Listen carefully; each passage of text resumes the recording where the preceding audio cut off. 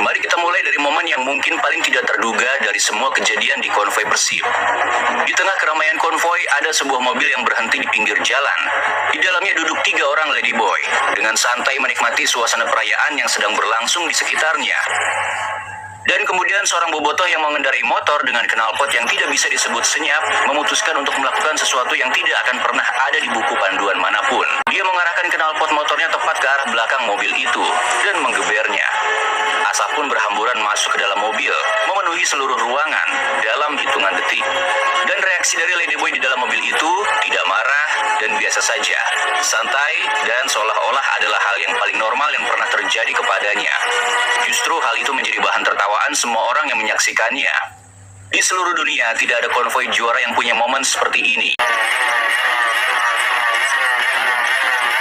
Kali ini ada lagi, tapi bukan hanya mengatur lalu lintas. 2 orang dengan daster yang berkibar di angin, dengan motor matic yang bukan kendaraan akrobat, memutuskan untuk memberikan pertunjukan.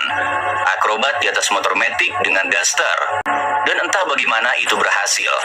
Bahkan ada yang menghibur dari atas mobil, memberikan pertunjukan kepada ribuan orang yang memadati jalanan Bandung. Karena di Bandung semua orang adalah entertainer.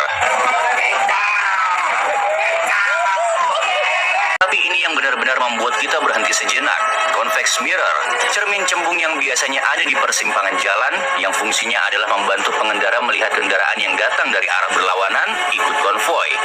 Di bawah dikibarkan seperti bendera, seperti trofi, seperti sesuatu yang sangat penting dan tidak boleh ketinggalan dari perayaan terbesar dalam sejarah sepak bola Indonesia. Dan tidak ada yang bertanya mengapa, karena di Bandung malam itu pertanyaan mengapa sudah tidak relevan lagi. Dan ini yang benar-benar melampaui semua logika yang pernah ada. Pohon pepaya, bukan daun pepaya, bukan ranting pepaya, tapi pohon pepaya, lengkap dengan buah-buahnya yang masih menggantung di sana ikut dibawa dalam konvoi. Bayangkan prosesnya, seseorang di suatu tempat di Bandung memutuskan bahwa malam itu dia akan ikut konvoi. Dia tidak punya bendera, tidak punya spanduk, tidak punya apapun. Tapi di kebunnya ada pohon pepaya.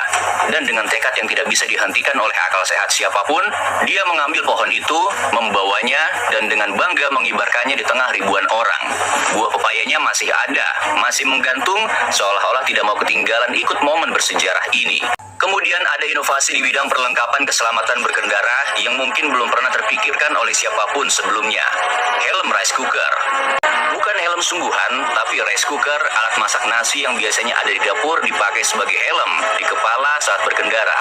Standar keselamatan mungkin perlu dipertanyakan, tapi kreativitasnya tidak ada yang bisa menyangkalnya. Di Bandung malam itu rice cooker punya fungsi baru.